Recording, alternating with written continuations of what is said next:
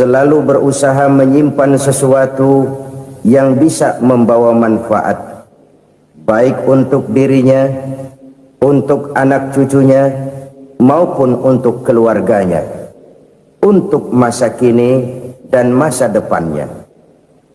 Kadang simpanan itu berbentuk uang, kadang berupa tanah, lain saat berbentuk pabrik, dan lain sebagainya. Sementara masa depan yang paling pasti adalah akhirat. Jika untuk masa depan dunia kita rela memeras keringat, membanting tulang, pergi pagi dan pulang petang, menyimpan uang, menyimpan tanah, menyimpan pabrik, pernahkah kita merenung jika satu saat kiamat datang, kita dibangkitkan dari kubur masing-masing, berdiri di padang mahsyar untuk mempertanggungjawabkan seluruh kegiatan hidup kita di dunia ini, lalu kita akan menuju ke alam akhirat?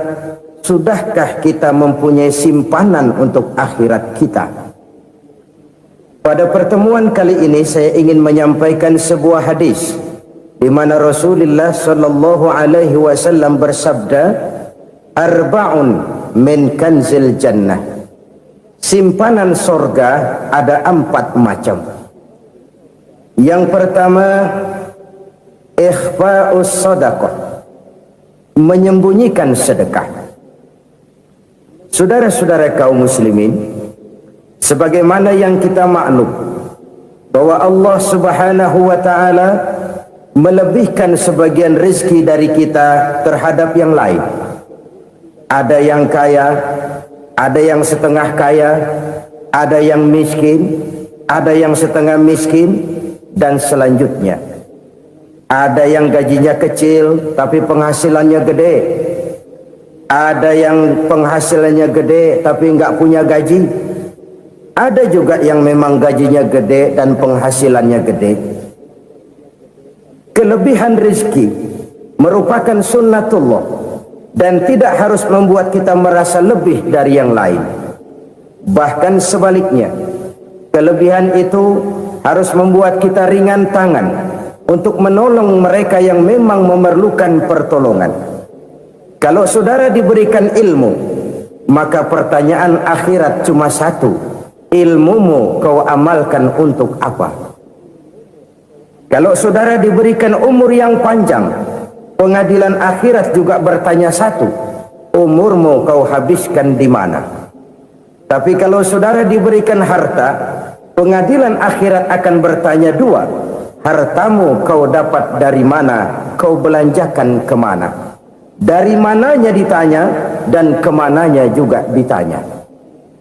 Oleh karena kita akan dimintakan pertanggungan jawab, maka amanah yang bernama harta ini harus kita gunakan dengan sebaik-baiknya. Ada penggunaan yang merupakan kewajiban, itu zakat namanya. Ada penggunaan yang sewaktu-waktu, itu infak namanya. Ada yang lebih sewaktu-waktu lagi, dan itu sedekah namanya. Zakat dia terikat oleh haul dan nisab, oleh putaran batas waktu dan ukuran dari harta itu sendiri. Sedangkan infak terikat oleh situasi dan kondisi perekonomian seseorang. Sedangkan sedekah tidak terikat dengan apapun. Dalam kondisi seperti apapun kita bisa melakukan sedekah dengan yang terkecil sekalipun. Sampai-sampai Rasulullah sallallahu alaihi wasallam mengajarkan, la tahqiranna minal ma'rufi syai'an walau an talqa akhaka biwajhin talik. Atau ada hadis, tabassumuka fi wajhi akhika laka shadaqah. Senyumanmu kepada temanmu adalah sedekah. Jadi untuk melakukan sedekah tidak harus dalam berbentuk uang. Dengan ilmu kita bisa sedekah, dengan tenaga kita bisa bersedekah, dengan pikiran kita bisa bersedekah, bahkan senyum kepada teman itu pun sedekah. Jadi kalau sedekah dengan uang memang belum punya uang, nyengir aja banyakin. Itu asal pada tempatnya, jangan lalu ketemu tiang listrik cengengesan. Tentu tidak pada tempatnya dan tidak wajar. Nah, sedekah yang paling dicintai Allah adalah sedekah yang disembunyikan. Artinya, jauh dari sifat riya.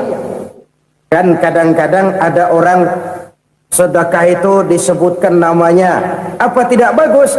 Kalau memang niatnya ikhlas, ya bagus-bagus saja untuk memberikan sugesti kepada yang lain.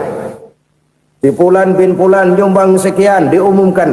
Boleh kalau niatnya untuk memberikan rangsangan kepada yang lain supaya dia menyumbang lebih besar dari orang tadi. Tapi kalau itu mendatangkan riya, maka sedekah yang paling dicintai Allah adalah sedekah yang disembunyikan. Tangan kiri saja tidak tahu apa yang diberikan oleh tangan kanan. Sedekah yang dilakukan dengan ikhlas akan merupakan perbendaharaan surga, tersembunyi dari pandangan orang lain, tidak seorang pun tahu.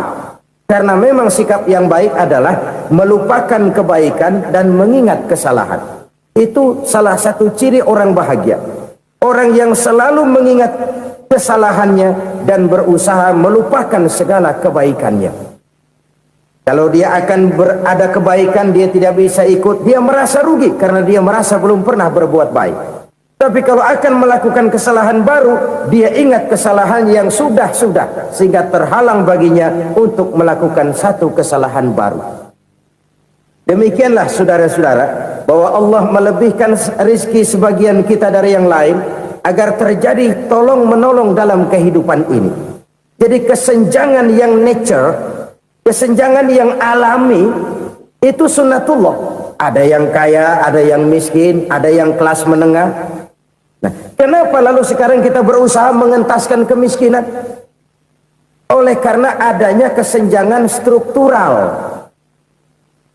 Kalau yang kaya bisa semakin kaya, kenapa yang miskin tidak bisa naik jadi ikut sedikit kaya?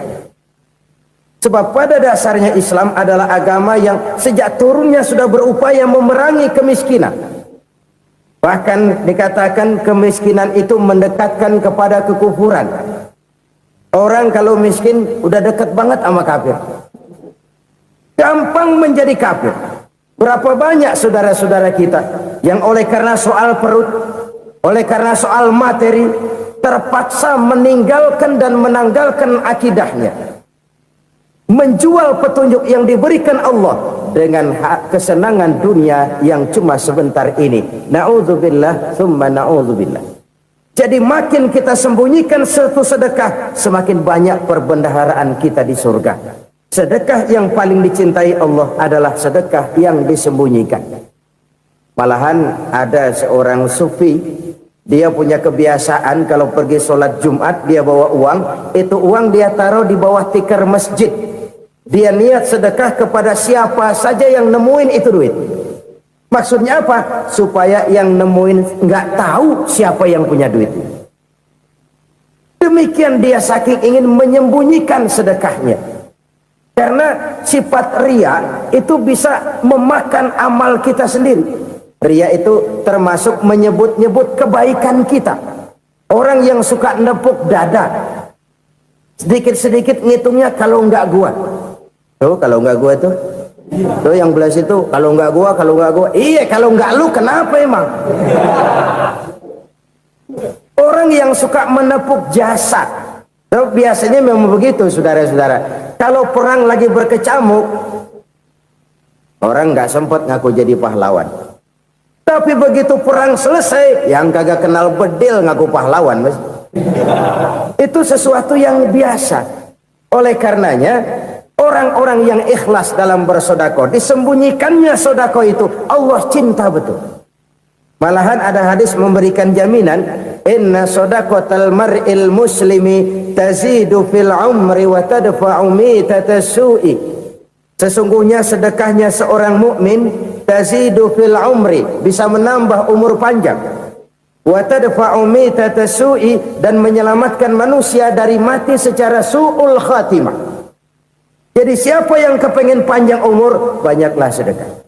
Yang bosan hidup, pelit terus. Sedekah menambah panjang umur dan menyelamatkan manusia dari mati secara su'ul khatimah. Pak, katanya umur itu nggak bisa ditambah, nggak bisa dikurangin. Kapan? Kalau ajal sudah datang. Wa idza jaa ajaluhum la yastakhiruna sa'atan wa la yastaqdimun. Kalau ajal datang tidak bisa dimajukan, tidak bisa dimundurkan. Itu kalau ajal sudah datang. Tidak bisa lagi umur ditambah dikurangi, sudah datang. Tapi kalau belum datang, itu kan haknya Allah. Mau ditambah, mau dikurangi, hak prerogatif Allah. Sebagai pencipta manusia, Allah Maha Kuasa dan Maha Mampu. Sedekah ini menambah panjang umur dan menyelamatkan manusia dari mati secara su'ul khatimah. Itu orang mati kan sama ya, kondisinya mati, nggak nafas. Tapi hakikat mati kan lain-lain. Ada yang mati itu husnul khatimah, baik akhirnya. Misalnya lagi ngaji mati, lagi sholat mati, lagi sedekah mati. Ini yang dinamakan dengan husnul khatimah, baik di akhirnya. Sebaliknya ada yang su'ul khatimah, jelek di akhirnya. Ini yang jadi catatan akhir. Lagi nyekek botol, mampus. Lagi banting kartu, modar. Su'ul khatimah, jelek pada akhirnya. Sedekah menyelamatkan manusia dari mati secara su'ul khatimah. Dan kita semua kepengen mendapat husnul khatimah, jauh dari su'ul khatimah. Oleh sebab itu yang bisa menyelamatkan kita dari penyakit itu antara lain adalah sedekah yang disembunyikan, yang dikerjakan dengan ikhlas karena Allah, tidak karena kepengen dipuji orang, tidak karena ingin dikatakan orang pemurah. Sebab orang dermawan itu orang yang memberi tanpa harus diminta. Kalau masih harus diminta, ya belum dermawan namanya, masih harus diminta. Kalau nggak diminta ya tulus, lolos, polos. Saudara-saudara kaum muslimin rahimakumullah, harta adalah amanat dan akan kita pertanggungjawabkan. Allah melebihkan rizki sebagian kita dari yang lain agar kita saling tolong menolong, bantu membantu. Nabi janjikan siapa yang meringankan beban saudaranya muslim di dunia, Allah akan meringankan bebannya di akhirat nanti. Sebuah jaminan dari baginda Nabi. Si orang yang kita bantu barangkali tidak bisa membalas, Allah yang akan membalas lewat jalan lain yang tidak pernah kita sangka-sangka. Ada orang tanya, Pak, ini ada orang nyumbang masjid sambil marah-marah, bagaimana? Saya bilang sumbangannya aja ambil, marahnya jangan. Marahnya jangan diambil, itu urusan dia. Saudara-saudara kaum muslimin rahimakumullah, umat Islam ini kan umat yang punya potensi besar. Kadang kita merenung, kenapa kadang-kadang pembangunan masjid kok lambat sekali? Kalau hotel hari ini peletakan pertama, bulan depan peresmian. Supermarket hari ini peletakan batu pertama, minggu depan peresmian. Tapi kalau sudah yang namanya masjid, kadang-kadang peletakan batu pertama sekaligus jadi batu terakhir. 3 tahun, 4 tahun, campur nebar jalak di jalanan, duit dijaring kayak ikan sepat. Apa tidak ada orang Islam yang kaya? Banyak. Apa tidak ada pengusaha muslim yang jadi konglomerat? Ada. Lalu yang belum banyak itu yang komit terhadap nilai-nilai agamanya. Akhirnya kita jatuh jadi umat yang lemah. Belum ada pengusaha konglomerat muslim buka pabrik supermi cap bedug misalnya umpamanya atau pabrik kecap cap sorban supaya identitas keislamannya sedikit kelihatan. Kita jatuh jadi umat yang lemah karena potensi tidak terinventarisir dengan baik. Kita ini ibarat kompor yang cuma matengin nasi orang lain. Potensi kita dimanfaatkan oleh orang lain. Ukhuwah Islamiyah kita baru terbatas kepada silaturahmi. Ukhuwah di bidang ekonomi kita lemah, ukhuwah di bidang kebudayaan kita lemah, apalagi ukhuwah di bidang politik kita lebih rapuh lagi. Padahal ukhuwah itu adalah totalitas kehidupan manusia, menyangkut ipolek sosbud, memerlukan nilai-nilai ukhuwah. Jadi oleh karena itu mari kita menyadari, di dalam harta kita, walaupun kita yang cari, pergi pagi, pulang sore, peras keringat, banting tulang, di sana ada harta anak yatim. Di sana ada hak masjid. di sana ada hak pesantren, di sana ada hak jihad. Berbahagialah seseorang apabila dia oleh Allah dijadikan keran. Keran itu menyimpan air, tapi tidak untuk dirinya, tapi disalurkannya kepada mereka yang memang memerlukannya. Saudara-saudara kaum muslimin rahimakumullah, ini yang pertama. Jadi perbendaharaan surga adalah menyembunyikan sedekah. Orang lain nggak tahu, kita pun nggak pernah ngitung-ngitung. Kita anggap lewat begitu saja, padahal itu deposit akhirat. Satu. Yang kedua, perbendaharaan surga itu apa?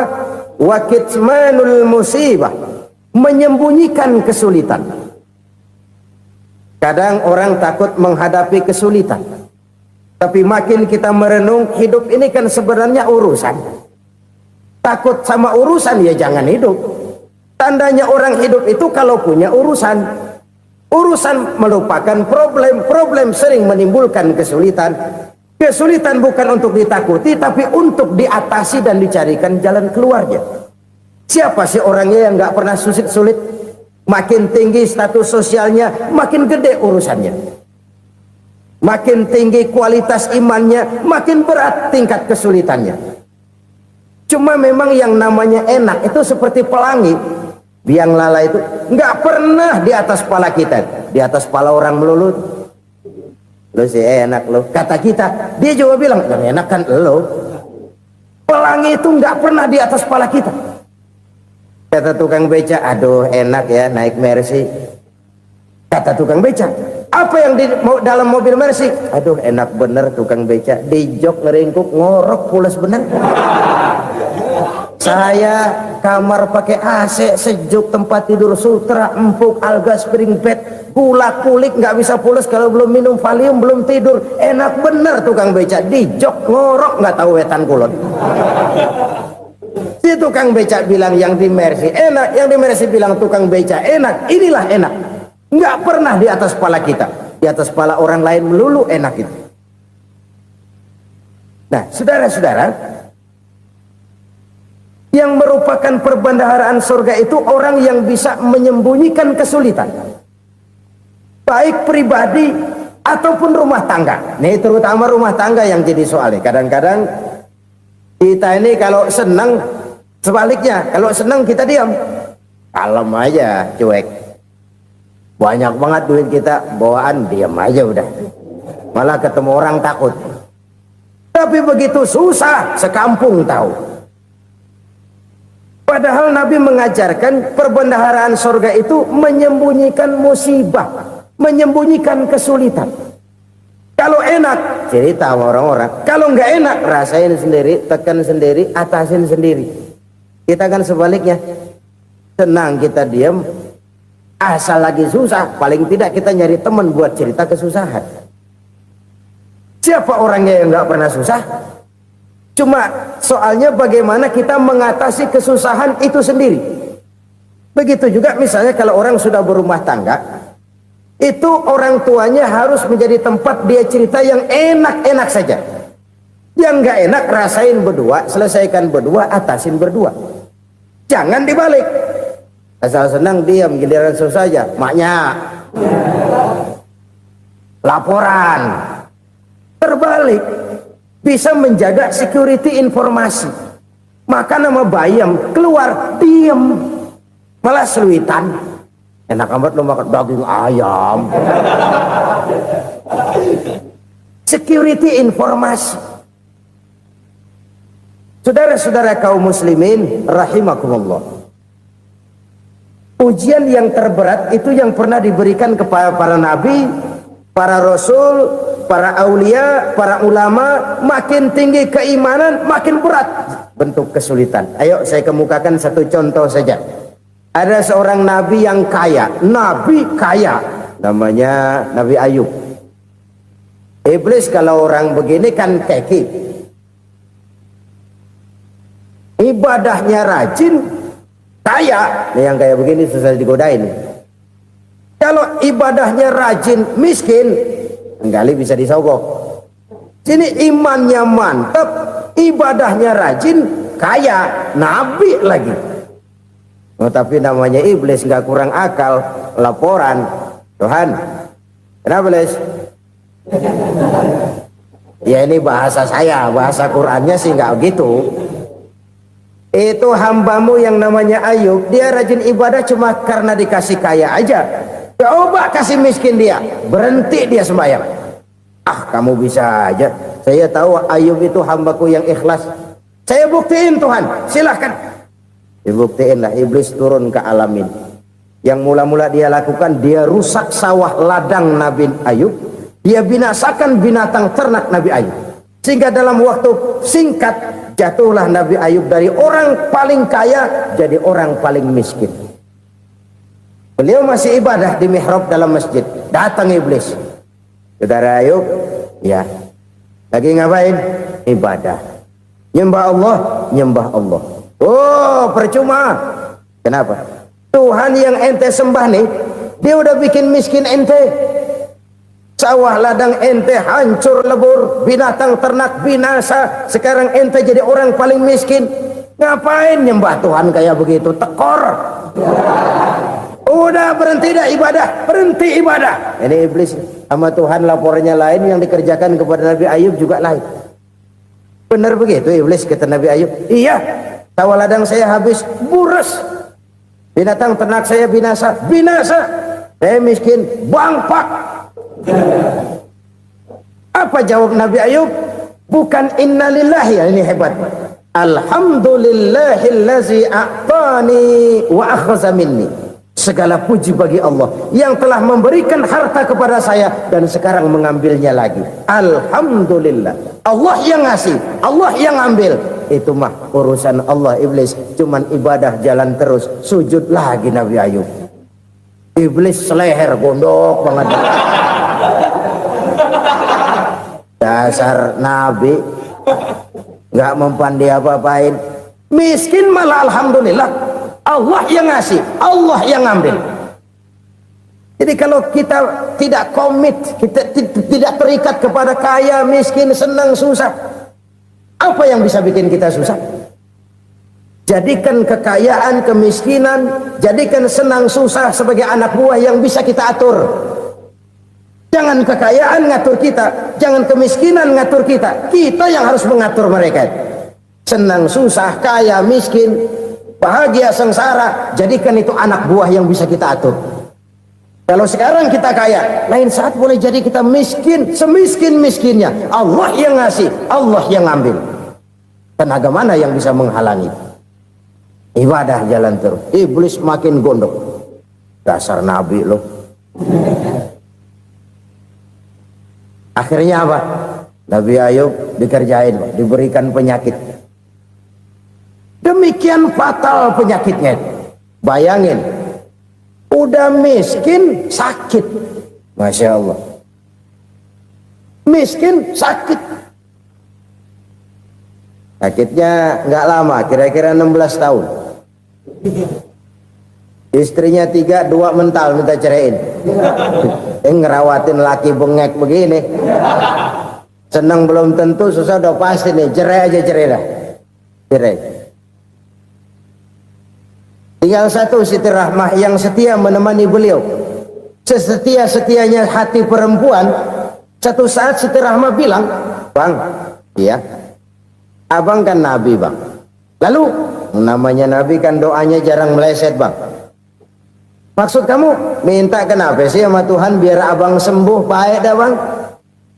Siti Rahmah, iya. Saya sakit berapa tahun sih dah? 16 tahun bang. Sebelum ini saya sehat berapa tahun? Ya kira-kira 60 tahun bang. Nah coba ente banding-bandingin Rahmah. Saya dikasih sehat 60 tahun, dikasih sakit 16 tahun. Sudah nggak sabar mau doa kepada Allah minta sembuh. Saya malu kepada Allah. Diuji dengan yang luar biasa seperti ini, tidak mengganggu stabilitas kehambaannya. Dia tetap menghamba kepada Allah Subhanahu wa ta'ala. Saudara-saudara kaum muslimin rahimakumullah. Kunci menghadapi kesulitan itu apa? Allah jelaskan dalam satu ayat, wa basyiris sabirin alladzina iza asabathum musibah qalu inna lillahi wa inna ilaihi raji'un. Gembirakan orang-orang yang sabar Siapa mereka itu? Yang apabila mendapat musibah mereka kembali kepada keyakinan dasar, segalanya dari Allah dan segalanya akan kembali kepada Allah. Ini konsepsi dasar dari sikap muslim dalam menghadapi berbagai kesulitan. Segalanya dari Allah, segalanya akan kembali kepada Allah. Kalau ini sudah kondisi dasarnya, maka kita akan lapang menghadapi kenyataan bagaimanapun pahitnya. Apakah itu namanya miskin, apakah itu namanya sakit, bahkan maut sekalipun. Maut sekalipun. Segalanya dari Allah, segalanya akan kembali kepada Allah. Ini sikap hidup, bukan sekedar ucapan. Kita kadang-kadang menjadikannya sebagai ucapan. Mulutnya sehingga berhenti, innalillahi wa inna ilaihi rajiun, tapi nangisnya terus gerung-gerungan. Bukan itu, ini kesadaran moral. Kalau segalanya dari Allah, segalanya kembali kepada Allah, kan sebenarnya cuma nunggu giliran. Hari ini saya nyembayangin dia, entah hari apa saya disembayangin orang. Hari ini saya antar dia ke kubur, entah hari apa orang nganterin saya ke kubur. Hari ini saya tahlilkan dia, entah nanti kapan orang tahlilkan saya. Segalanya dari Allah, segalanya akan kembali juga kepada Allah. Oleh sebab itu saudara-saudara, kesulitan bukan untuk ditakuti. Kesulitan justru untuk diatasi, dicarikan jalan keluarnya. Dan tidak ada orang yang tidak pernah mendapat kesulitan. Tidak ada. Semakin tinggi status sosial, semakin tinggi kualitas keimanan, semakin besar juga tingkat kesulitan. Hanya saja bagaimana cara kita mengatasinya. Dan Al-Quran menyatakan, inna ma'al usri yusra. Di balik kesulitan itu pasti ada kemudahan. Roda itu berputar. Karena itu Rasulullah sallallahu alaihi wasallam mengingatkan kepada kita, ta'arraf ilallahi firraha ya'rifka fisyiddah. Ingatlah kepada Allah di waktu kamu senang, supaya Allah ingat kepada kamu di waktu kamu susah. Kalau waktu senang kita ingat kepada Allah, kita susah, Allah tidak akan meninggalkan kita. Tapi kalau waktu senang kita jauh dari Allah, sujud tidak sempat, dengan masjid jauh, ketika senang kita lupakan Allah. Nanti begitu kita susah, Allah lupakan kita, dan itu menyakitkan. Oleh karena itu orang-orang tua kita dulu bilang, kalau lagi sehat ingat-ingat lu bakal sakit nanti. Kalau lagi kaya ingat-ingat satu saat kita bakal jatuh miskin. Bahkan kalau lagi muda ingat-ingat kita bakal tua. Dan yang terpenting, kalau lagi hidup ingat-ingat kita bakal mati. Saudara-saudara kaum muslimin rahimakumullah. Jadi yang kedua yang merupakan perbendaharaan surga, menyembunyikan musibah. Saudara-saudara kaum muslimin rahimakumullah. Hal ketiga yang merupakan perbendaharaan surga adalah wasilatur rahmi. Orang yang suka bersilaturahmi. Sebagaimana yang kita maklum bahwa manusia adalah makhluk yang disebut zon politika. Makhluk sosial yang tidak mungkin hidup sendiri-sendiri. Betapa dan siapapun kita memerlukan orang lain. Bodoh betul manusia kalau tinggal di tengah masyarakat tapi tidak mau bermasyarakat. Merasa hebat sendiri, pinter sendiri, gagah sendiri, kaya sendiri. Mungkin kalau mati juga ngubur sendiri. Jangankan kita di sini, di sorga saja Nabi Adam waktu sendirian bengong melulu, mondar mandir. Allah tegur dam sepi dam. Ya ini kalau bahasa saya. Iya Tuhan sepi ini nggak ada colek-colekan pisan ini. Diciptakan Siti Hawa baru anteng Nabi Adam. Itu di surga. Cobalah. Umpamanya saudara tinggal di Jakarta nih. Kayak bener. Apaan aja di Jakarta punya saudara dah. Jembatan Semanggi ambil. Monas, Buntel bawa pulang. Hotel-hotel ambil semua. Cuman tinggal di Jakarta sendirian, apa enaknya? Betapa dan siapapun kita perlu orang lain. Tidak ada seorang pun yang bisa memenuhi kebutuhan hidupnya secara sendiri-sendiri. Nah, Islam telah menyelamatkan manusia dari ras diskriminasi. Mengikat manusia dengan persaudaraan yang berlandaskan kepada akidah. Karena itu dianjurkan bersilaturahmi. Bahkan Nabi menyatakan, man arada ayyubsata lahu fi rizqihi wa yunsa'a fi atharihi falyasil rahimah. Siapa yang kepengen diluaskan rezekinya dan dipanjangkan usianya, banyaklah ia bersilaturahmi. Siapa yang kepengen dimudahkan rezekinya, hendaknya ia banyak bersilaturahmi. Kalau banyak teman, kesulitan kan paling tidak ada tempat cerita. Udah susah, sendirian kita pikirin diri, nggak ada tempat tukar pikiran. Cepet banget sama bengek. Dilawan sendiri. Nah, secara makro kita bisa berkata, tidak mungkin ada kemenangan kalau tidak ada kekuatan. Tidak ada kekuatan kalau tidak ada kesatuan dan persatuan. Tidak mungkin ada kesatuan dan persatuan tanpa semangat silaturahmi. Kalau umat Islam mau menang, dia harus kuat. Kalau umat Islam mau kuat, dia harus bersatu. Kalau umat Islam mau bersatu, dia harus membudayakan silaturahmi ini. Bahkan sampai-sampai kata Nabi, kalau bisa cari nilai tambah. Apa? Silman qata'ak. Bersilaturahmilah kau kepada orang yang marah denganmu. Masya Allah, indahnya ajaran agama kita. Orang yang marah pun kepada kita, kata Nabi, kalau bisa bersilaturahmilah kepadanya, kepada orang yang marah itu. Di situ nilai tambah. Cuman jujur nih hadis, ngucapinnya gampang, ngamalinnya yang berat banget. Orang marah sama kita, kita disuruh silaturahmi, ada apa malu? Lu marah, ada gua marahan lagi. Tunggu pikirin. Saudara-saudara kaum muslimin rahimakumullah. Tapi ini yang diajarkan, bahkan ini yang dicontohkan oleh baginda Rasul. Bagaimana begitu mudah, misalnya satu saat Abu Jahal ini ngatur strategi bagaimana bikin Muhammad celaka. Dia gali lubang di depan tempat tidurnya.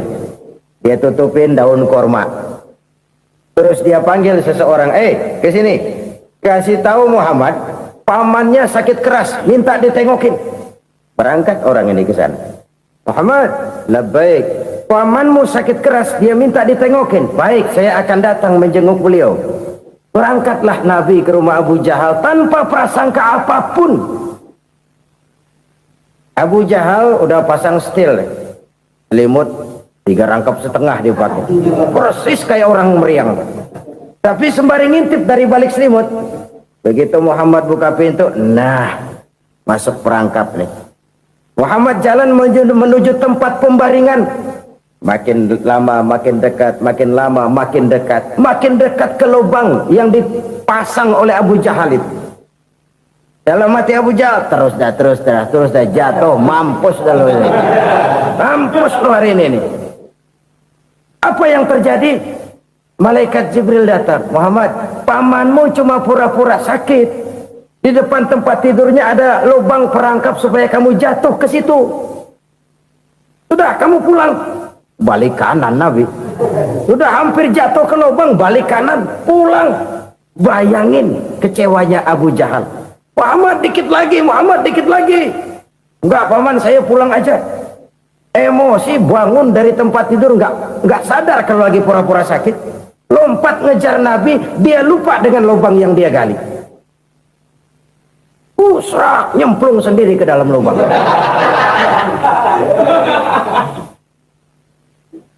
Nabi terus berlalu. Ini terjadi keanehan. Jatuh ke lubang yang dia gali itu sebenarnya nggak terlalu dalam ya, antara 3-4 meteran lah. Tolong saya jatuh ke lubang ini. Datanglah pelayan-pelayannya itu. Angkat saya dari sini. Oh, yang ngulurin tambang. Satu gulung, belum juga nyampe itu tambang.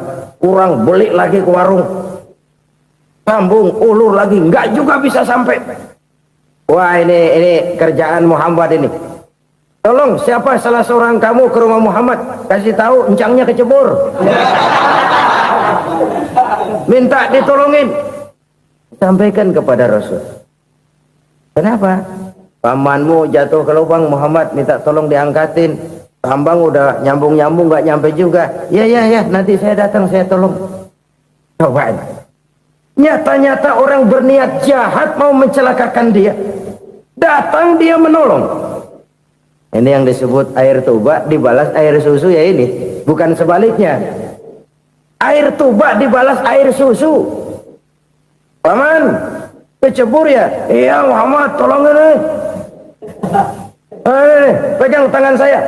Nabi ulurkan tangannya. Nyampe. Dipegang oleh Abu Jahal. Diangkat ke atas. Sampai atas. Apa kata Abu Jahal? Sihirmu memang hebat Muhammad. Udah ditolongin dikata sihir. Yang enak kita kemplang kan itu orang begitu. Urusan apa? Tapi inilah akhlak.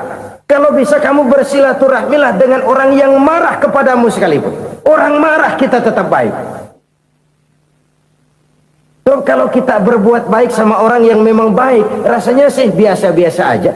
Orang baik kita baik lagi, ya draw aja, belum ada nilai tambah di situ. Baru ada nilai tambah kalau kita bisa berbuat baik kepada orang yang nyakitin kita.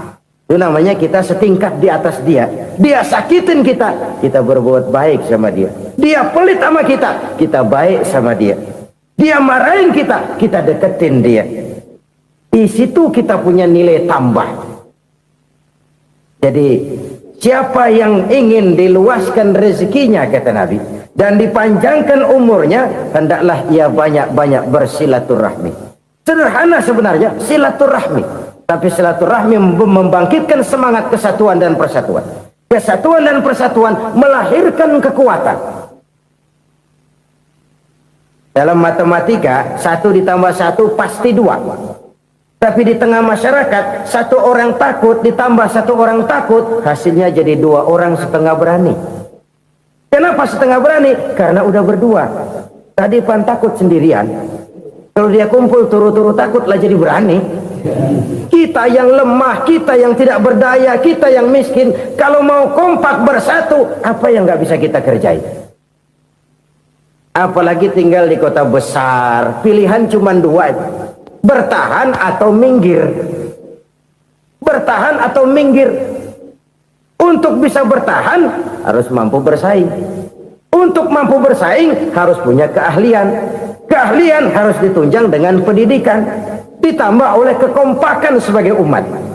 Udah miskin mencar mulu, orang injak kita. Orang nggak pandang urusan apa malu. Oleh karena itu silaturahmi pada hakikatnya merupakan roh dari ukhuwah yang diajarkan oleh agama kita. Bagaimana Islam menyelamatkan masyarakat manusia dari ras diskriminasi, mengikat manusia, dan tidak ada persaudaraan yang lebih indah selain persaudaraan yang diikat dengan nilai-nilai akidah. Sepanjang orang di jalan Allah, itulah saudara kita. Keluar dia dari jalan Allah, selesailah persaudaraan sampai di situ. Karena itu, kalau ingin menyimpan sesuatu di surga, banyaklah bersilaturahmi. Datang ke rumah ini, datang ke rumah itu, dan lain sebagainya. Itu simpanan kita di akhirat nanti. Ini yang ketiga. Saudara-saudara, yang keempat, perbendaharaan surga itu apa? Wa qawlu la hawla wa la quwwata illa billah. Ucapan la haula wa la quwwata illa billah. Ibadah kan ada yang berat, modalnya besar. Bangun masjid berat, modalnya besar. Bangun rumah sakit berat, modalnya besar. Ada ibadah yang berat tapi modalnya ringan. Misalnya puasa. Puasa itu berat, mengendalikan nafsu. Kalau sekedar nggak makan nggak minum sih enteng. Mengendalikan nafsu itu jihad terbesar. Tapi kan modalnya ringan, cuma niat saja. Ini ibadah berat, modalnya ringan. Ada ibadah yang ringan, modalnya juga enteng. Seperti termasuk ucapan la haula wa la quwwata illa billah. Tanpa sadar, la haula wa la quwwata illa billah. Nyelengin tuh di surga. Nyelengin, kita nggak terasa. Nyelengin simpenan akhirat. La haula wa la quwwata illa billah. Nyimpan lagi. Kaget. La haula wa la quwwata illa billah. Nyimpan lagi. Banyak simpenan. Walaupun sebenarnya yang dimaksud di sini adalah kesadaran batin. Bahwa tidak ada daya dan kekuatan kecuali Allah. Itu intinya. Kita memulai pekerjaan disunahkan baca bismillah, kan begitu. Apa itu? Kesadaran moral bahwa ini saya bisa kerjakan, saya kerjakan ini dengan menyebut nama Allah. Kenapa? Kalau Allah tidak memberikan daya dan kekuatan, mana mampu saya kerjakan ini. Maka saya kerjakan ini dengan menyebut nama Allah. Bismillah. Kesadaran moral. Manusia hanya wajib berusaha, tapi nggak pernah wajib berhasil. Banyak hal-hal yang kalau kita renungkan secara rasio nggak mungkin, tapi jadi kenyataan. La haula wala quwata illa billah. Tidak ada daya dan kekuatan kecuali bagi Allah semata-mata. Kesadaran moral akan kelemahan dan keterbatasan makhluk bernama manusia. Kadang kita kagum dengan otak, tapi kita sering lupa sama yang bikin otak. Padahal bagaimanapun hebatnya otak, yang bikin otak pasti lebih hebat dari otak. Nggak percaya, silahkan otak-otakan. Inilah kecenderungan. Kita kagum dengan pesawat-pesawat mutakhir, bukan main, besi gede banget terbang itu.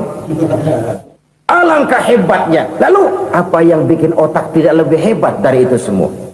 Kita puji laut, apa yang bikin laut tidak lebih hebat dari laut itu? La haula wala quwata illa billah. Tidak ada daya dan kekuatan kecuali Allah. Apa yang bisa kita lakukan kalau tidak karena daya dan kemampuan yang diberikan oleh Allah kepada kita? Lahirlah sikap tawadu, rendah hati, tidak melonjak menjadi angkuh dan sombong, sadar akan kelemahan dan keterbatasan diri. Sebagai makhluk yang diciptakan oleh Allah Subhanahu wa ta'ala. Jadi satu sisi ini ucapan yang berpahala, la haula, jadi wiridan. Pada sisi lain ini kesadaran moral, sikap mental, kesadaran batin, bahwa yang punya daya dan kekuatan itu cuma Allah. Kita nggak pantas untuk sombong, sebab sombong itu pakaiannya Allah. Kita nggak sedang pakai pakaian Allah, kegedean. Dan makin kita renungi, makin terbentur. Apa sih yang bisa kita sombongin? Kita mau sombong apa? Kaya? Pintar? Itu kan semua relatif. Di atas langit masih ada langit lagi. Jadi oleh karenanya, marilah kita menyadari. Manusia hanya wajib berusaha, tapi tidak pernah wajib berhasil. Yang berusaha saja tidak wajib berhasil, apalagi yang tidak berusaha. Islam bukan agama orang pemalas yang selesai sholat lalu endelohom, nggelenggem ayem-ayem. Tapi Islam bukan agama orang sombong yang setelah berusaha lalu tidak memerlukan Allah. Kita bisa saja bikin proyeksi, tahun sekian kita bakal panen besar menurut perhitungan otak. Tapi ada kejadian lain. Apa? Tikus ngambek. Habis itu dimakanin tikus, panen gagal. Proyeksi rasional gagal oleh tikus-tikus yang ngambek itu. Bisa saja terjadi. Tahun depan kita panen besar, urung. Kenapa? Musim panas panjang. Dan sekarang ini koran-koran bikin berita musim mengalami penyelewengan. Bukan cuma manusia yang nyeleweng sekarang. Musim pakai nyeleweng. Mestinya kan musim hujan udah selesai, masih hujan-hujan juga. Musim. Nah sekarang kita boleh bikin proyeksi, kita bakal panen besar. Tahu-tahu musim panas panjang, sawah retak, air kering. Cari teknokrat yang paling botak, suruh pendekin tuh musim panas. La haula wala quwata illa billah.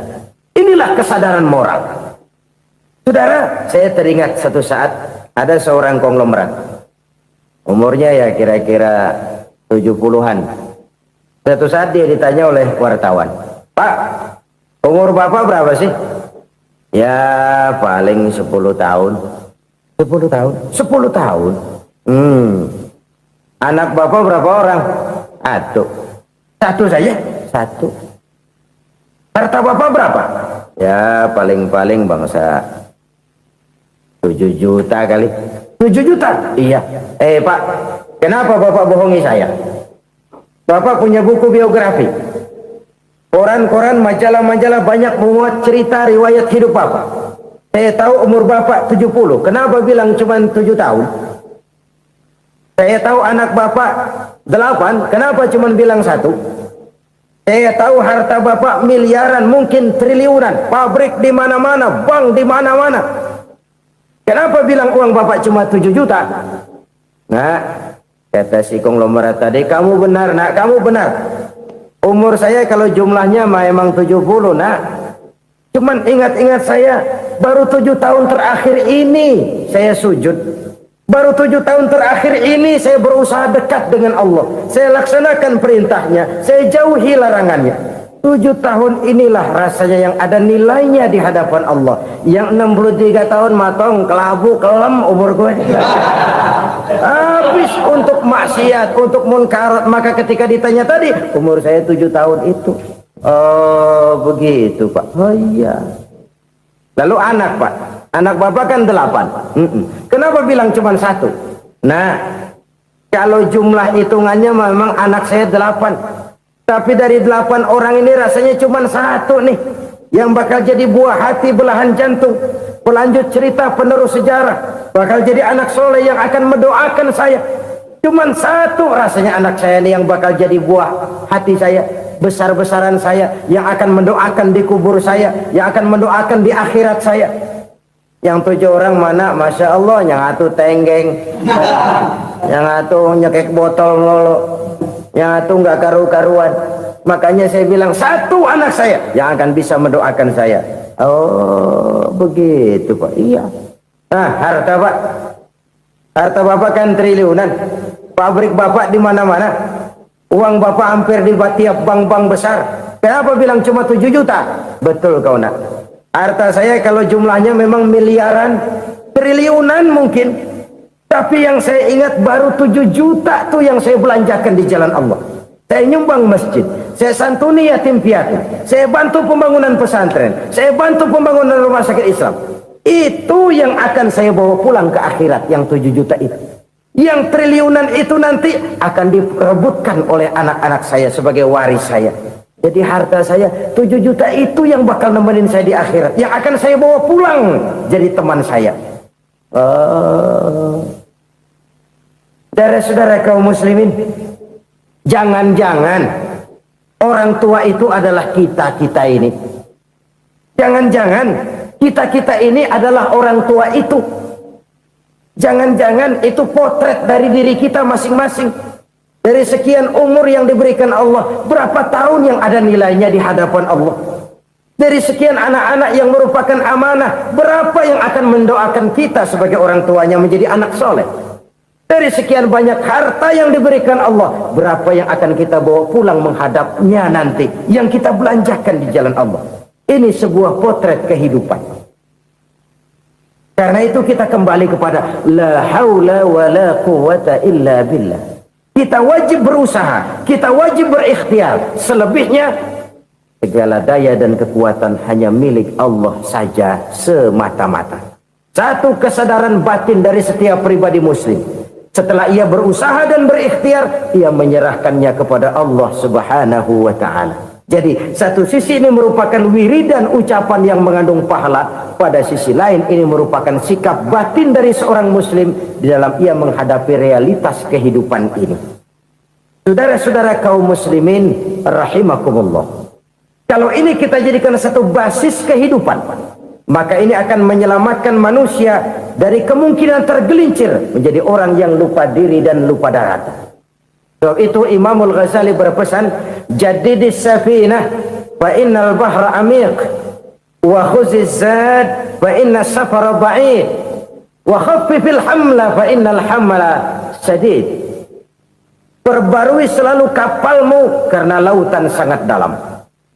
Bawa bekal yang banyak karena perjalanan ini sangat jauh.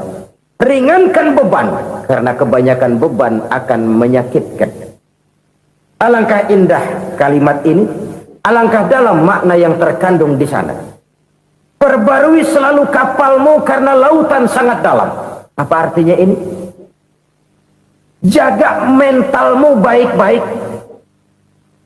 Pelihara imanmu baik-baik karena hidup penuh cobaan seperti lautan.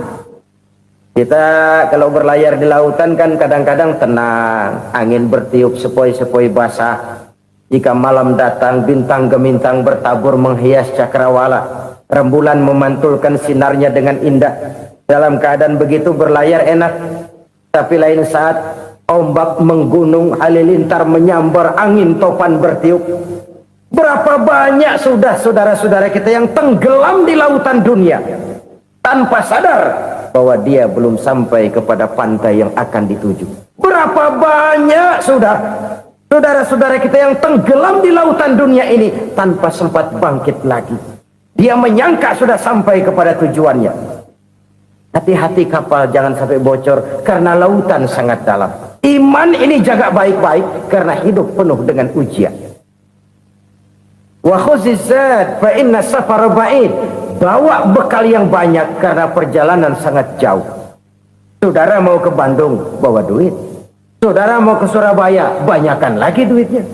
Saudara mau ke Mekah, gepokan, iketan tuh duit nggak lembaran lagi. Makin jauh perjalanan, makin banyak bekal yang harus kita bawa. Kalau saudara dari Jakarta mau ke Surabaya, kagak bawa duit berangkat juga, itu sih bukan berani namanya, nekat. Sampai Surabaya belum tentu, sengsara di jalan udah pasti. Kenapa? Nggak bawa bekal berangkat. Sama juga kita nih, misalnya belum sempat sembahyang, mati. Waduh, berani banget orang. Belum punya bekal, mati. Sengsara di jalan. Atau bekal tidak cukup. Dari Jakarta saudara mau ke Surabaya, bawa duit 500 perak. Paling jauh Cikampek nyampenya itu. Paling jauh itu. Antara jauhnya perjalanan dengan bekal yang saudara bawa tidak seimbang. Hidup ini perjalanan panjang. A walking tour. Dimulai dari alam arwah. Sebelum jasad diciptakan, roh diciptakan lebih dulu. Dari situ pindah ke alam rahim. Dari alam rahim pindah ke alam dunia. Dari alam dunia pindah ke alam barzah. Baru menuju akhirat. Satu perjalanan panjang. Kalau bekal tidak bawa, sengsara di jalan. Bawa bekal yang banyak karena perjalanan ini sangat jauh. Wa khaffifil hamla, ringankan beban karena beban itu cuma akan menyulitkan. Kalau bekal itu sih keperluan, tapi beban nggak kita perluin, cuma ngeberat-beratin. Apa ini beban? Dosa. Kecurangan, kebatilan, kesoliman, ketidakadilan, kesewenang-wenangan. Itu akan jadi beban kita di akhirat. Alangkah celakanya, perjalanan panjang, bekal tidak bawa, beban kelewat banyak, alamat sengsara di jalan. Pahala tidak ada, dosa berlipat ganda. Na'udzubillah, summa na'udzubillah. Kalau kita rangkum nasihat Al-Ghazali dengan kisah si konglomerat tadi, kita akan mengambil kesimpulan. Pertama, bekal terbaik dalam menghadapi gejolak kehidupan ini tidak lain adalah iman. Yang kedua, pahala dan dosa. Dua hal kontroversial. Pahala adalah bekal, dosa adalah beban. Tapi kita sekarang kan tidak begitu terangsang kepada yang abstrak. Orang berlomba mencari yang konkret-konkret saja, yang real. Kalau memang dosa, benjol dong, kira-kira begitu. Kira-kira begitu. Persis orang Yahudi dulu. Orang Yahudi itu kan pernah minta kepada Nabi Musa, Ya Musa, lan nu'mina laka hatta narallaha jahrah. Musa, kami nggak bakal mau beriman kepada Allah kalau belum kami lihat Allah ada nongkrong di depan kami. Kalau memang Tuhan ada, taruh dong di depan kami. Mau yang konkret-konkret saja. Kalau memang dosa, benjol dong. Kalau memang pahala, berasa dong. Orang terangsang kepada yang real, yang konkret-konkret saja. Karena itu, untuk mengejar dosa, orang mau bayar. Tapi untuk mengejar pahala, walaupun tidak bayar, orang segan. Ini yang dikatakan oleh Nabi, kamu mengharapkan ke surga, tapi kamu berat melaksanakan sesuatu yang bisa membawa kamu ke surga. Kamu ingin jauh dari neraka, tapi tiap saat kamu lakukan perbuatan-perbuatan yang justru menjerumuskan kamu ke neraka. Idda'aitum an-najata minan nar wa ramaitum fiha anfusakum. Kamu ingin selamat dari neraka, tapi kamu lemparkan diri kamu ke neraka. Kamu ingin masuk surga, tapi berat sekali kamu melakukan perbuatan-perbuatan yang bisa menyampaikan kamu di surga. Saudara-saudara kaum muslimin rahimakumullah. Jadi hal keempat yang merupakan perbendaharaan surga adalah la haula wa la quwwata illa billah. Satu sisi ini merupakan ucapan yang memperberat timbangan akhirat. Pada sisi lain ini merupakan sikap hidup seorang muslim. Kesadaran batin yang sangat dalam bahwa tidak ada daya dan kekuatan kecuali Allah. Dan itu kita simbolkan pada saat memulai pekerjaan dengan Bismillah, dengan menyebut nama Allah. Satu kesadaran moral, saya hanya bisa melakukan ini karena diberikan daya dan kekuatan oleh Allah. Lahirlah sikap tawadu, rendah hati, tidak melonjak menjadi angkuh dan sombong. Saudara-saudara, sampai sini dulu jumpa kita kali ini. Semoga 4 perbendaharaan surga ini dapat kita lakukan, yang kelak akan merupakan bekal kita di kemudian hari nanti. Amin ya rabbal alamin.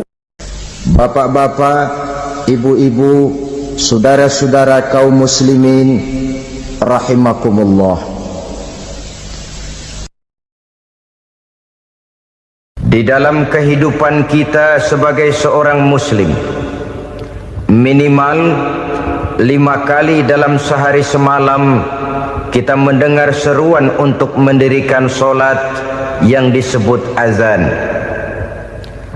Ada kalimat menarik di dalam kalimat azan itu, yakni seruan hayya 'alal falah, marilah menuju kepada keberuntungan, marilah meraih kemenangan. Seruan ini adalah kecenderungan dari setiap manusia, apapun warna kulitnya. Artinya, setiap orang dalam hidup selalu ingin meraih dan mencari kemenangan. Kemenangan akan melahirkan kepuasan batin, dan kepuasan batin memberikan kebahagiaan. Sedangkan kekalahan melahirkan penderitaan batin, dan penderitaan batin menjerumuskan seseorang di dalam berbagai bentuk kerugian. Jikalau inilah seruan azan, maka masalahnya ialah apa yang menyebabkan kita meraih kemenangan. Al-Quranul Karim memberikan tuntunan dan ajaran kepada kita bahwa orang-orang yang memperoleh kemenangan itu tidak lain adalah orang-orang yang bertakwa. Hanyalah mereka yang bertakwa kepada Allah Subhanahu wa ta'ala pada akhirnya akan tampil sebagai pemenang. Lalu siapa orang yang bertakwa itu? Dijelaskan dalam awal-awal Al-Baqarah, orang yang bertakwa yang akan meraih kemenangan. Pertama, allazina yu'minuna bil ghaib, yaitu orang-orang yang beriman kepada yang gaib. Percaya bahwa ada alam yang gaib, alam yang abstrak, alam yang tidak bisa dijangkau oleh salah satu daripada panca indera kita. Mereka percaya dan beriman kepada adanya malaikat, beriman kepada adanya iblis dan jin, beriman kepada adanya alam kubur, beriman kepada adanya alam mahsyar, beriman kepada adanya alam akhirat, beriman kepada adanya surga dan neraka. Beriman bukan cuma sekedar beriman dalam ucapan bibir saja, tetapi beriman yang nilai iman itu mampu mewarnai gerak dan gaya hidupnya. Iman yang meresap sampai ke tulang sumsum, kemudian memberikan dampak positif di dalam kehidupan manusia. Alam, kita tahu, adalah sesuatu yang selain Allah, dan Allah bukanlah alam. Apapun namanya selain daripada Allah, itu adalah alam. Alam pada hakikatnya terbagi menjadi 2. Ada alam syahadah, alam nyata, alam konkret, alam yang bisa dijangkau oleh salah satu indera kita. Kemudian ada alam ghaib, alam yang tidak bisa dijangkau oleh panca indera kita, alam metafisika, alam abstrak, alam yang wajib kita imani keberadaannya. Kita percaya bahwa malaikat itu ada, Kita percaya kepada jin, bahwa jin itu ada. Kita percaya kepada adanya iblis dan setan. Bukan percaya kepada iblis dan setannya, percaya bahwa iblis dan setan itu ada. Itu termasuk salah satu daripada sifat orang yang bertakwa kepada Allah. Saudara-saudara kaum muslimin rahimakumullah, kecenderungan pembangunan yang lebih bersifat materialistis biasanya menggeser aspek kehidupan rohani. Orang berpikir empiri, dan dalam pola pikir yang demikian maka alam gaib tidak lagi mendapat perhatian. Aspek kehidupan yang bersifat rohaniah malah mulai ditinggalkan. Akibatnya terjadilah kepincangan di dalam kehidupan kita. Pernah ada satu pengalaman pribadi dalam perjalanan kembali ke tanah air. Dalam pesawat di sebelah kanan saya duduklah seorang Jerman namanya Heiner Simonsen. Iseng saya ajak kenalan, saya ajak ngobrol, saya tanya dia. Saya bilang, Mas Heiner ini, kalau pesawat yang kita tumpangi ini jatuh ke bawah, kira-kira apa yang bakal terjadi, Mas? Dia bilang, kita semua akan mati. Begitu? Iya. Oke. Apa itu mati? Tanya saya. Dia bilang, untuk tahu apa itu mati, kita harus tahu lebih dahulu apa itu hidup. Saya pikir nih bule bisa ngomong juga. Baiklah kata saya. Apa hidup menurut Anda itu? Oh, hidup itu dia bilang, kalau seluruh anggota badan kita bekerja secara normal, paru-paru memompa darah secara normal, jantung berdetak secara normal, sel-sel tubuh bekerja secara fit, dan organisme tubuh hanya mau bekerja secara normal, dia bilang, kalau kita memberi makan yang cukup, menu yang teratur, dan gizi yang lengkap. Saya bilang, kesimpulannya apa, Ner? Dia jawab, hidup adalah dari tangan ke mulut. Life is from the hand to the mouth, kata dia. Hidup adalah dari tangan ke mulut. Jadi masalah hidup tidak lebih daripada masalah isi perut. Orang pergi pagi, pulang sore, peras keringat, banting tulang, perut yang dibelain. Saya bilang, you are wrong. Sampean salah, Ner. Kamu orang Islam bukan? Bukan. Pantas. Kenapa saya salah? Dia bilang, ya jelas salah. Salahnya di mana? Kamu ini manusia. Kalau hidup cuma dari tangan ke mulut, saya bilang, kambing di kampung saya juga begitu pikirannya, Ner. Itu kambing di kampung saya, asal perutnya kenyang, sudah hidup dia. Perkara besok bagaimana, lusa prospeknya macam mana, bulan depan ada apa, kambing nggak pernah mikir. Di kampung saya kambing juga pikirannya begitu. Kamu Kristen ya? Tadinya. Loh kok tadinya, lalu apa sekarang kamu ini? Dia bilang, sekarang saya netral. Saya tidak beragama, tapi saya percaya kepada Tuhan sebagai pencipta alam. Saya ingat benar dia bilang, I haven't any religious, but I believe to God as the creator of the world. Kenapa bisa netral begitu, Ner? Habis saya bingung katanya. Islam bilang Islam baik, Kristen bilang Kristen baik, Hindu Buddha bilang Hindu Buddha baik, semua agama baik. Saya netral sekalian, nggak beragama. Yang penting saya percaya kepada Tuhan. Saya bilang, Ner, kamu ini kayak orang mau beli celana, lalu bingung. Yang satu bilang Levi's bagus, yang satu bilang Blue Jean hebat, yang satu bilang Wool England hebat. Celana ini hebat, celana itu bagus, celana ini hebat, semua celana bagus, kamu bingung. Akhirnya netral, tidak pakai celana. Itu juga salah. Saya pikir-pikir, kemudian saya melihat bahwa dua pola berpikir Heiner ini nampaknya sudah mulai menggejala di lingkungan masyarakat bangsa kita. Disadari atau tidak, secara jujur kita harus berkata, dua pola pemikiran Henner ini mulai berkembang di tengah masyarakat bangsa kita. Pertama, pola pikir materialisme. Hidup adalah dari tangan ke mulut. Masalah hidup tidak lebih masalah isi perut. Itu yang perlu dibela, dan disitulah arti kehidupan. Pergi pagi, pulang sore, peras keringat, banting tulang untuk mempertahankan perut. Kalau sudah kemari cara orang berpikir, maka buat apa percaya kepada yang gaib? Untuk apa sholat? Untuk apa puasa? Untuk apa zakat? Untuk apa menghadiri majelis taklim?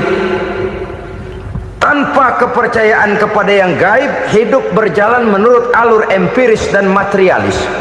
Kalau sudah ke sana cara orang berpikir, biasanya orang lalu cenderung menghalalkan segala cara. Hanyalah orang yang percaya bahwa akhirat ada, hanyalah orang yang percaya bahwa alam kubur itu ada, hanyalah orang yang percaya bahwa malaikat itu ada, hidupnya akan lebih terarah dan terkendali. Karena kepercayaan kepada yang gaib, yang merupakan fase daripada kehidupan setelah hidup yang sekarang ini, mewarnai gerak pribadi seseorang di dalam dia melakukan kegiatan hidupnya. Pola berpikir materialisme, disadari atau tidak, mulai menggejala di lingkungan masyarakat bangsa kita. Hidup tidak lebih dari urusan tangan ke mulut, mulut ke tangan, tangan ke mulut. Asal perut sudah kenyang, hiduplah sudah. Perkara bagaimana prospek hari yang akan datang, bagaimana akhirat, tidak jadi persoalan. Ini yang oleh Nabi diperingatkan, ad-dunya sijnul mu'min wa jannatul kafir. Dunia adalah penjara bagi orang beriman dan surga bagi orang kafir. Dulu di zaman Belanda hadis ini pernah disalah tafsirkan, disalah artikan, digunakan sebagai senjata untuk mengkebiri dan membuat impoten umat Islam. Sudahlah, umat Islam gak usah macam-macam, kata Belanda. Dunia ini kan penjara buat orang Islam, surga buat orang kafir. Di penjara jangan bertingkah.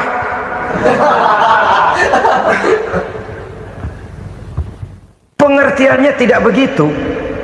Dunia adalah penjara bagi orang mukmin. Artinya dalam kehidupan dunia seorang mukmin tidak bebas memperturutkan hawa nafsunya.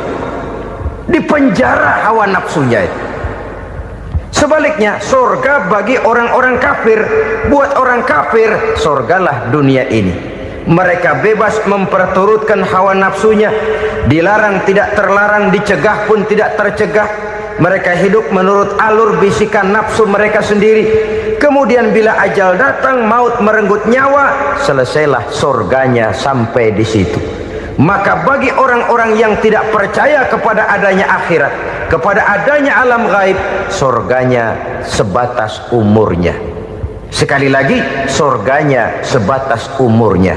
Bila umur selesai, ajal pun datang merenggut nyawa, selesailah sudah surganya sampai di situ.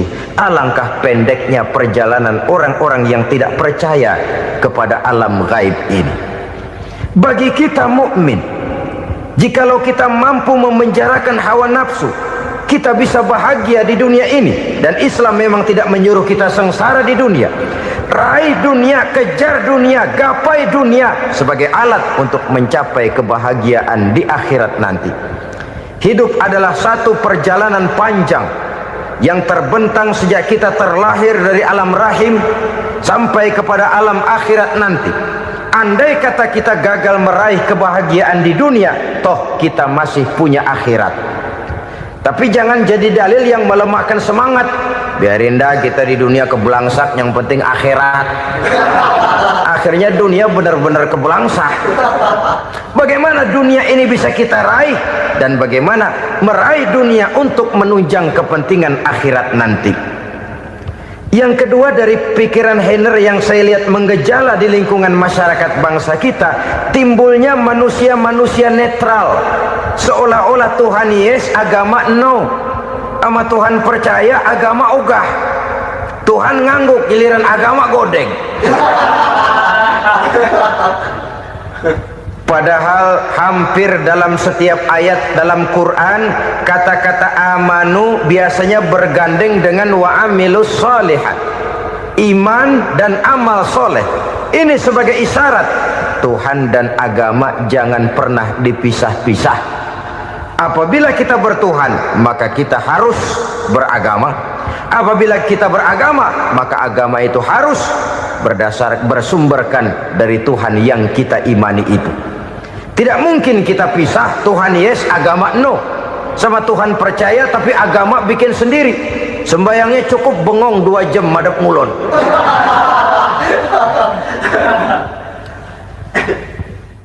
Saudara-saudara kaum muslimin rahimakumullah. Jadi dengan demikian, agama yang kita akui merupakan unsur mutlak di dalam pembangunan sekarang ini, merupakan bagian dari kehidupan yang menuntun kita bahwa di balik alam nyata ini, di balik alam syahadah ini ada alam gaib. Dan mudabbir, murabbi, yang mengatur, yang menguasai, yang memelihara baik dia alam nyata, baik dia alam gaib, tidak lain adalah Allah Subhanahu wa ta'ala. Di sana ada satu super power, satu maha kekuatan yang kita perlu bersandar kepadanya. Sebagai makhluk nyata yang hidup di alam nyata, berbuatlah secara nyata sebagaimana harusnya kita berbuat. Karena Islam jelas bukan agamanya orang pemalas. Islam jelas bukan agamanya orang yang mengajarkan setelah selesai sholat boleh duduk nggelenggem ayam-ayam ndelohom, menghitung bintang di langit sambil menunggu keajaiban. Tidak.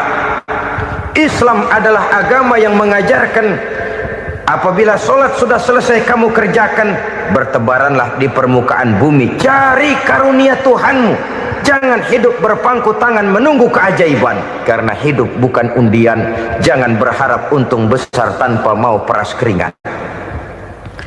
Tapi di sebalik itu toh kita juga harus yakin bahwa di sisi usaha nyata yang kita lakukan ada satu super power, satu maha kekuatan gaib yang menentukan berhasil dan tidaknya usaha kita.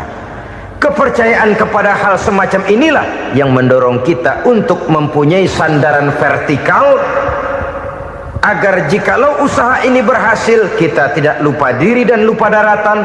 Jikalau usaha ini gagal kita tidak putus asa dan buruk sangka, tidak cupik pandangan dan sempit hati, tapi mampu melihat persoalan dengan kacamata putih sambil husnuzon kepada Allah Subhanahu wa ta'ala. Kita percaya malaikat itu ada yang namanya raqib dan atid, mengawasi gerak hidup kita sampai kepada gerak hati kita. Ini memberikan sugesti agar kita berhati-hati, tidak sejengkal tanah pun kita bisa berlindung dari pengawasan raqib dan atid. Ada munkar nakir yang akan menyoal kita di alam kubur. Ada malaikat Malik, penjaga neraka. Ada malaikat Ridwan yang menjaga surga. Kita percaya kepada adanya jin, kita percaya kepada adanya setan, iblis. Percaya kepada adanya, bukan mempercayai si setan, si iblis lalu menjadikannya sebagai teman. Tidak. Percaya bahwa mereka itu ada dan merupakan makhluk Allah yang gaib, yang diciptakan Allah Azza wa Jalla. Kepercayaan kepada alam gaib memberikan motivasi terhadap gerak lahir manusia, sehingga dengan motivasi kepercayaan kepada yang gaib, gerak lahir jadi lebih terarah, jadi lebih terpelihara. Pernah seseorang bertanya, "Pak, apakah adanya akhirat bisa dibuktikan secara ilmiah?" Saya bilang tidak bisa, tidak bisa. Kenapa? Karena yang berangkat nggak pernah pulang kembali lagi. Kalau dia pulang kemari bisa kita tanya bagaimana enak di sono. Cuma secara moral saya katakan, lebih beruntung orang yang percaya kepada akhirat daripada yang tidak. Sekarang saudara percaya akhirat ada, lalu saudara baik-baik di dunia, sholat, puasa, zakat, menolong orang lain, menebarkan kebajikan. Saudara mati, andai kata akhirat tidak ada, toh dalam hidup saudara sudah berbuat baik, paling tidak nama saudara akan dikenang sebagai orang baik. Sebaliknya, saudara percaya, kata saya, bahwa akhirat tidak ada, lalu hidup semau-maunya, tenggelam dalam maksiat dan munkarat, menentang Allah, tidak mau ruku dan sujud, lalu saudara mati, kemudian akhirat ada, ayo mau apa? Bekal tidak punya. Jadi secara moral lebih beruntung orang yang percaya kepada adanya akhirat daripada yang tidak percaya. Dan itu alam gaib yang tidak bisa dibuktikan secara eksat. Jangankan untuk membuktikan seperti itu, dalam kehidupan sehari-hari saja yang kita rasakan tidak selalu berbentuk toh. Angin, bagaimana sih bentuknya angin? Kita tidak tahu. Merah, buktinya kalau dikerok merah. Yang merah itu kulit, yang kulit kita bukan anginnya. Sakit, rasa sakit itu ada, tapi bagaimana bentuk sakit kita nggak pernah tahu. Kalau kita makan cabai pedas, bagaimana bentuk pedas itu tidak ada, tapi rasa ada. Bentuk pedas hijau, cabenya bukan pedasnya. Tidak semua yang kita rasakan bisa kita gambarkan dalam bentuk yang konkret. Oleh karena itu, sekali lagi bahwa kepercayaan kepada alam yang gaib mampu memberikan satu sugesti yang menata kehidupan seseorang lebih lurus, lebih terarah, dan lebih terkendali. Maka wajar kalau kepercayaan kepada yang gaib mengantarkan seseorang untuk meraih kemenangan. Kenapa? Dia percaya kepada yang gaib, bahwa akhirat ada, bahwa alam kubur ada, bahwa pertanggungan jawab itu ada. Maka dia lalu tidak hidup saenae udele dewe, itu loh. Tidak hidup menurut seleranya sendiri, terarah, teratur. Ini cirinya yang pertama. Orang bertakwa yang akan meraih kemenangan, mereka beriman, mereka percaya kepada yang gaib. Bahkan hal-hal konkret saja selalu berangkat dari yang gaib. Saudara-saudara, para remaja, para pemuda sekarang ini tidak pernah tahu toh siapa yang akan jadi teman hidup saudara. Kita bisa saja ngerancang, mentargetkan, tapi toh akhirnya yang namanya jodoh bukan kekuasaan kita. Rezeki di luar kemampuan kita. Begitu juga ajal, maut, jodoh, ajal adalah contoh-contoh konkret bahwa pada akhirnya yang gaiblah yang menentukan. Bertahun-tahun ngelancong, emang jodoh seret nggak jadi.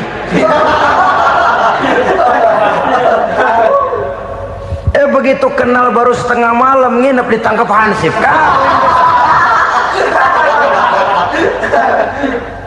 Hal-hal semacam itu kadang-kadang kita berpikir suuzon, gile, perempuannya cakep banget, lakinya rebek amat. Memang begitulah jodohnya. Memang begitulah jodohnya. Saudara hadirin ma'asyiral muslimin yang saya hormati,